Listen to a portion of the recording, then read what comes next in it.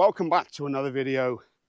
And finally, I'm out on the hill again. Oh man, I've been so missing this. This is amazing. Today I'm going to be discussing the reasons why people hate Metallica, because I thought it'd be an interesting one to do. I myself am a Metallica fan. I know a lot of people who watch this channel are not Metallica fans, but I'm going to try to go through this objectively. So I'm going to go through each point with a for and against, because there are, a lot of these arguments I can see both sides. So first of all, why do people hate Metallica? I think the most obvious one would be Lars Ulrich. He's an easy guy to hate. People often talk shit about his drumming. He's not the world's best drummer by any means. Let's be quite honest about that. However, I would argue that if it wasn't for Lars, Metallica wouldn't be anywhere near as big as they are. He is definitely the guy at the beginning who had the dream and had the vision and really brought James out of himself. There's so many interviews I've read of how shy James was initially, and Lars was the guy who kind of pulled him out of himself. Now, of course, James is the one with all the talent. You could definitely say that, but Lars definitely has a lot more to do with it. Again, not a great drummer, but he's played drums on some of the biggest selling albums on the planet, and they're good albums, because I know the argument, well, just because it sold a lot doesn't mean it's a good album. They're good fucking albums. Now, I know that one thing that Lars plays a big role in is the arrangement ideas of songs, so he doesn't get enough credit for that. However, I would say that considering how bloated a lot of their later material has been for quite a while now, that, maybe another point could be deducted for that. But however, I think it's fair to say that one of the main reasons people detest Lars is because of my next point, and that is, of course, Napster. Now, this is another one of those ones where I can kind of see both sides of the argument on this one, because there's a lot of hypocrisy that comes from this, because Lars and Metallica were a huge part of the tape trading scene back in the late 70s and early 80s. Any self-respecting metal band from this period will have stories of trading cassettes, burnt cassettes, with someone from Brazil or from Argentina or from England or whatever, traveling all over, sending stuff all over the world to spread music. And of course, being metalheads, not only would we get these demos, but we would also buy the albums when they come out. That's kind of part of what it is. So you could argue that Napster was the tape trading of the day. I certainly used a lot of that stuff. My justification of it was always that if I truly did enjoy an album and I got into it, that then I would buy the album. So there. But yes, many people found this hypocritical of Lars. However, there is also an argument that they were standing up for the bands who couldn't stand up for it. I think there are a lot of people who choose to view this one purely through the lens of what Metallica were getting out of it. It's like, well, Metallica want their money. And I have no doubt that has a lot to do with it. However, if the bigger bands don't take a stand against this type of thing, then the smaller bands don't stand any chance, because no one's going to listen to them. And what with file sharing and now obviously streaming, which I do, bands find it more and more difficult to make money. Now, I know a lot of them make it from touring and from merchandise, but you used to be able to make it from album sales as well. And if a band can't afford to stay on the road, that fucks a lot of musicians up. And to be fair, I think any musician or artist should be able to make money off of what they've produced. That's their right, you know what I mean? So anyway. I also remember Jamie Jaster for quite a while now I don't know if he ever actually printed out the shirts, but he wanted to print out a bunch of t-shirts basically saying Lars was right. A lot of musicians are finding it difficult now. They're not making any money from album sales. But personally speaking, I use Spotify. I've got my subscription, and I still buy the albums if I really like them. So I know a lot of metalheads are like that. So I don't know. You tell me. I'm sure you fucking will. Next point. They, of course, sold out. This is usually associated with the Black Album. Some people take it from Load onwards. We'll get into that era in a bit. Yeah, they sold out. Now, Metallica were getting the sold out tag from as far back as Ride the Lightning, the second album, which is an incredible album, and of course, more specifically, Fade to Black, which is an incredible song. But they've been getting that sold out stamp on them for a very long time. And I'm not sure I agree with that. I think Metallica have sold out, but I don't think it was with this album, and I'll explain why. I personally feel that the reason Metallica are one of the biggest bands on the planet is because they were leaders, not followers. They did, and I think they've always done to an extent, pretty much what the fuck they want to do. The Black Album was a reaction to And Justice for All, which is by far their most proggy and technical album. Many of the songs were pushing the 10-minute length. There's plenty of interviews of them talking about that tour, where they'd be playing those 10-minute songs like, well, you know, the title track itself, and how you just see people bored in the audience because the songs would just be so self-indulgent and would just go on too long. So the Black Album was actually a reaction to that, wanting to simplify things, get into the chorus faster, and just making it more simple and more punchy. And it's also easy to say that they sold out in hindsight. You have to remember that at the time of them recording that album, they were by far the most successful, truly heavy band at that time, with very little, you know, reliance on MTV or magazine coverage. Certainly, well, in the mainstream, should I say. When they recorded the Black Album, it could have been a complete failure, you know? I think the reason the Black Album was such a success is because the songs are just damn good, you know? The structures are fucking perfect, and it just works. And the production, of course, is just outstanding. It's still an astonishingly good-sounding album to this day. So in regards to the Black Album, and even some of the albums we're going to get to in a second, I don't think they did sell out. I think they were doing exactly what they fucking wanted to do. There were a lot of other bands who sold out because they saw the success of Metallica and they tried to follow suit. But Metallica were the ones right at the front saying, fuck you, we'll do what we want. And it paid off for them. Now, there is an argument in a way that they did actually sell out a bit later on with albums like Death Magnetic, when they returned to the sound that people were yearning for. Now, I personally think that's a fucking great album. But I think you understand what I'm saying. Anyway, Black Album. Let's move on to the next thing. Jesus Christ. My next point, I guess, would be the load-reload era, and more specifically, their haircuts, the image that went along with it. There seems to be a lot of division with the Metallica stuff. You've got people who will only listen to the first 3. You've got people who only listen to the first 4. But there are also a number of people who will include the Black Album in those truly classic albums, where the band were truly Metallica and truly great. I think a lot of people really saw the load-reload era as the true fall-off of the band. Now, I do enjoy those albums. I enjoyed Load a lot when it came out. It certainly wasn't what I wanted, if I'm quite honest, but I think there's some great songs on that album. I think, undeniably, what they should have done was taken the best songs off of Load and Reload to make one truly great album. They could have had, you know, 10 songs of some really, really great stuff on there, no filler, and I think, you know, maybe it would have been, you know, received that much better, because there's some great stuff on both of those albums. The overindulgence of doing 2 albums, the haircuts, the image, the eyeliner, the piercings. Now, I wasn't a big fan of the image of the band at that point.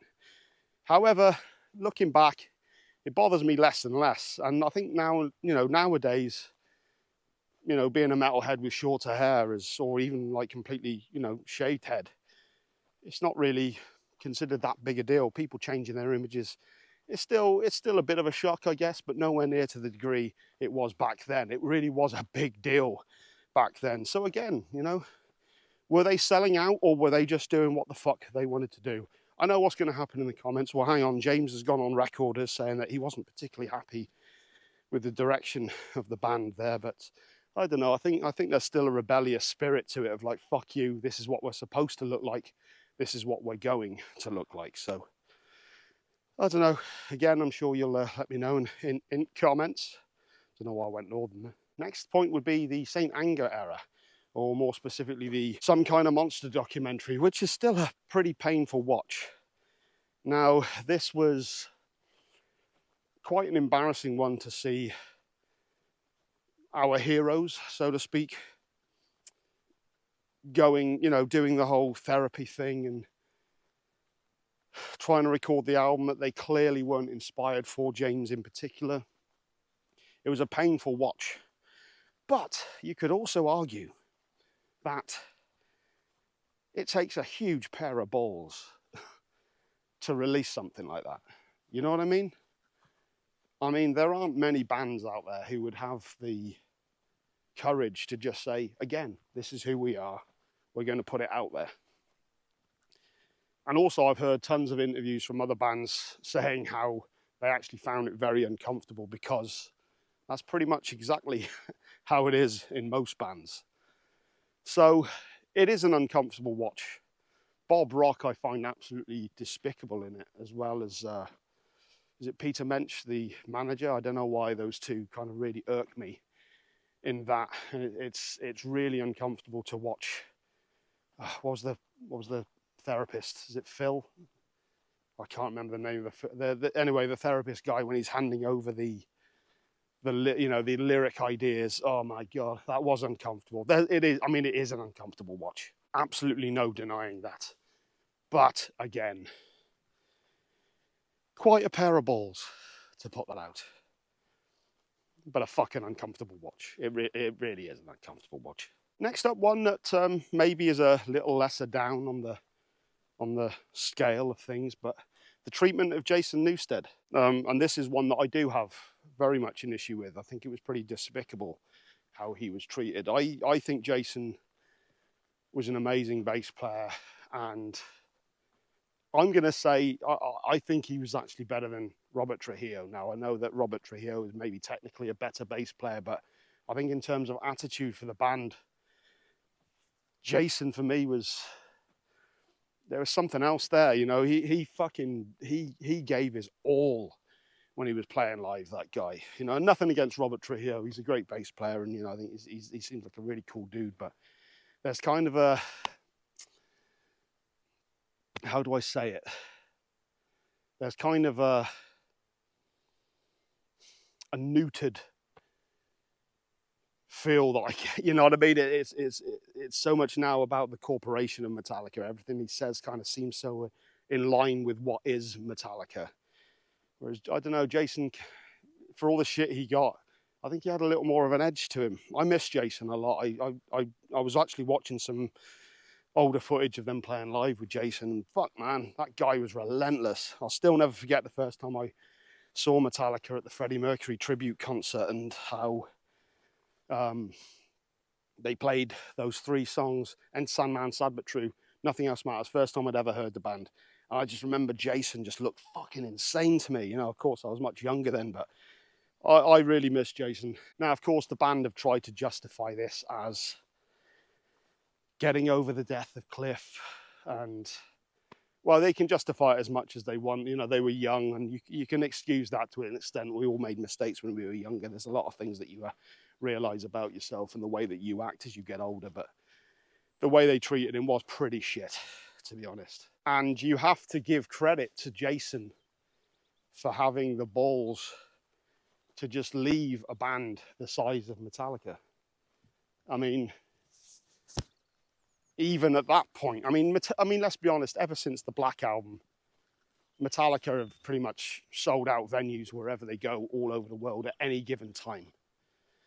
And they were still huge. They still are huge. But they were huge at the time that Newsted just left because of the way he felt. He felt completely disrespected, and that's pretty damn epic. So, you know, no offense to Robert Trujillo, but yeah, I miss Jason a lot. I think he was a fucking great bass player, and I miss him live. He was relentless. I miss Jason. My penultimate point would be, they're a legacy act. I think there are a lot of people out there who, as I mentioned, they kind of saw Metallica as dead after the Black Album.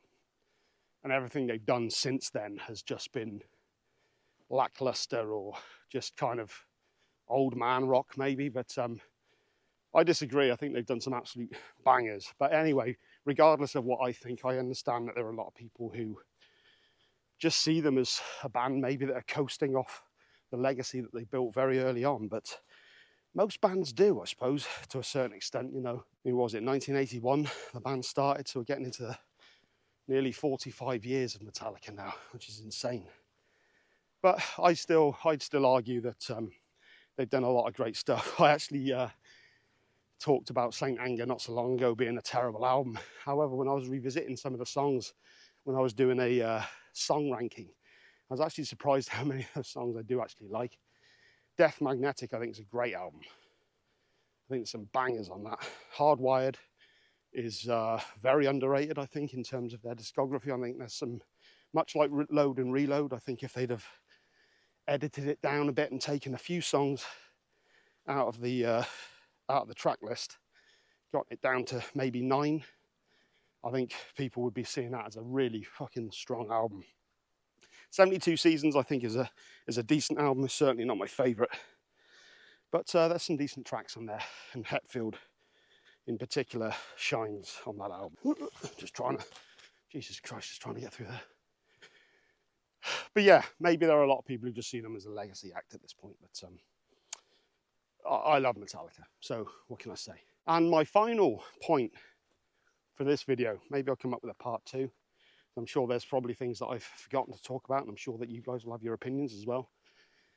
It's acceptable to hate Metallica. I think that's one of the main ones. It almost seems like it's non-metal to like Metallica as well. Almost like it's some kind of a sign that you're not actually a true metalhead. And I think it's absolute fucking bullshit. I know the music I listen to, and I know that I'm a metalhead through and through, and I fucking love Metallica. Now, don't get me wrong on this point. I have no doubt that there are people who genuinely don't like Metallica and genuinely don't like them after And Justice for All. But I do wonder how many people do actually kind of like Metallica, but slag them off because it's kind of this acceptable thing to do. Because I've seen Metallica live quite a few times over the years, and as I said earlier, they've never failed to sell out venues. They're still as big now as they've ever been. And there's always, whenever I go to those gigs, it's full of people wearing Slayer and Pantera shirts, or Cannibal Corpse, or Anal Nathrak, or Burzum, or, you know what I mean? There's plenty of people who are clearly full-on metalheads who still love Metallica and still like to see them live. Now, maybe it's only for the older songs, who knows? But either way, I think the fact that Metallica brought so many people into metal, they're such a gateway band, which is maybe why a lot of people have an issue with it. I do understand that to a certain extent. At the time of the Black Album coming out, that was the album that got me into them. So I was kind of less affected, I guess, by their change in sound later down the road. But since then, I've gotten into smaller bands, and I've seen them grow because they've either changed their sound, or more than likely they're just so damn good that it's obvious why they would get bigger. And it does kind of hurt a little, because you have this band that you kind of feel is yours, and then they're kind of not yours anymore. But I still do kind of wonder how many people hate on Metallica, because it seemed like an easy thing to do. You know what I mean? It seemed like an acceptable thing to hate that band, and to, you know, then again, this is coming from a guy who's done a whole bunch of videos about bands that I hate, many of which are quite easy to, you know, say the same thing about. So, I don't know anything, do I? Oh, this is beautiful, this is. Some of you might notice my Life of Agony shirt as well. Saw Biohazard and Life of Agony a couple of days back in Bristol. Amazing gig. Fucking amazing. And by the time that you'll be watching this, I should have seen Napalm Death and Crowbar as well. So look out for those t-shirts and upcoming vids. But anyway, that's my take on it. I'm sure I was harsher on some points than I was on others. And I know that I do have a bias towards defending the band. But I'm very intrigued to see what your guys' thoughts on this are. And yeah, comment below and let me know what you think. Metallica, love them or hate them, you know, there are a lot of people who have an opinion about them, and they never stop being relevant. Magazines constantly talk about them because it sells. Magazines, dickhead YouTubers talk about them a lot because it gets views. Anyway, comment below. So I know a lot of you can't stand the band, but I also know that a lot of you, like me, love Metallica. So let me know your thoughts. And yeah, if I come up with some more ideas, maybe I'll do a part 2.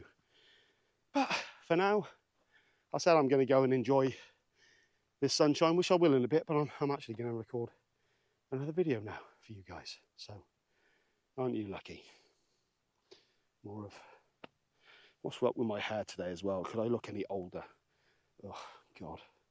I'll see you later. Bye. Fuck off. This is gone. This has really gone just bad towards the end.